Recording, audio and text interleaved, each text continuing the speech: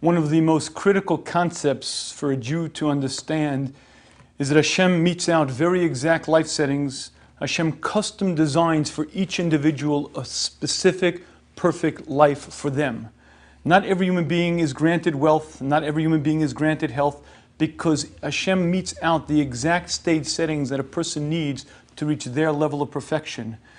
Great wisdom, great abilities, great talents are given to some aren't. Each person is given a mix, each person is given a various settings, because each person is but an actor on a stage, and at the end of our days we're judged by one criteria: how far did you go with your talent, your abilities, based on your circumstances, what did you do?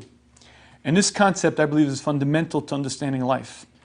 I spent a lot of time on this. Recently I was in Eretz Yisrael and I was speaking to a seminary group, and after I was finished, I was astonished by the questions that were coming at me.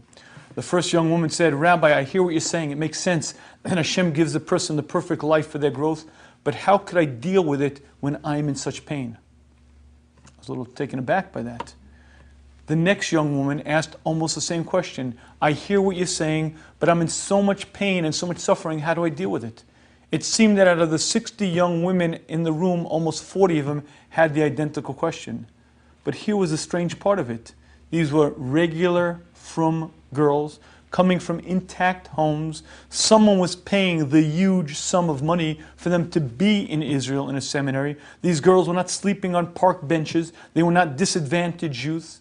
But every one of them seemed to have felt such pain, and it took me as a tremendous, tremendous, shocking revelation. The only equivalent I could have to it is if it were 1946 and you and I were speaking to a group of concentration camp survivors, and we're telling them, you have to put your past away, we have to rebuild the future, you have to just continue. That was the tone, almost the tone of the group. And I took them from this a very interesting lesson. If you look around the world about us, you'll see a lot of suffering, a lot of unhappy people, people who come from good homes, people who have unique opportunities, people who have abilities, people who have capacities, and you'll see so many people who are unhappy and psychologically and emotionally unwholesome. And if you begin seeing this in many settings, many, many different environments, you begin to draw the pattern. I get a chance to speak to many people. Many people tell me about their issues, their problems, things going on in their world. And when you hear the amount of pain, suffering, and unrest that so many people suffer, you have to ask the question, what's pshat? They have nice homes, beautiful children, fine jobs. What's lacking? And at a certain point, you begin to get the fabric. You begin to get the tapestry. And that is that we're leading life now not as we're supposed to. If you'd ever wonder, why do we need Moshiach? Listen, I have everything I need. I have a fine base medrash. My kids have great yeshivas. And I have everything I need here. When you begin to see the pain, the suffering, the unwholesomeness of so many people, the unhappiness, you begin to realize it's been a bitter, bitter long exile. We've lost our sense of balance. We've lost our sense of what we're doing here. If a Jew is leading a life of purpose, of meaning, if a Jew is growing and accomplishing, there's a sense of joy, of happiness, then the sun shines, life is beautiful, there's a simchas achayim, and it's a beautiful, beautiful existence.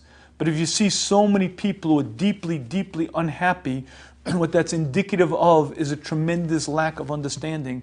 The Jewish nation, unfortunately, we've been in this exile so long that we've lost our balance, we've lost our sense of understanding, and because of that, we're not reaching great levels, we're not reaching great heights, and there's a tremendous sense of unhappiness.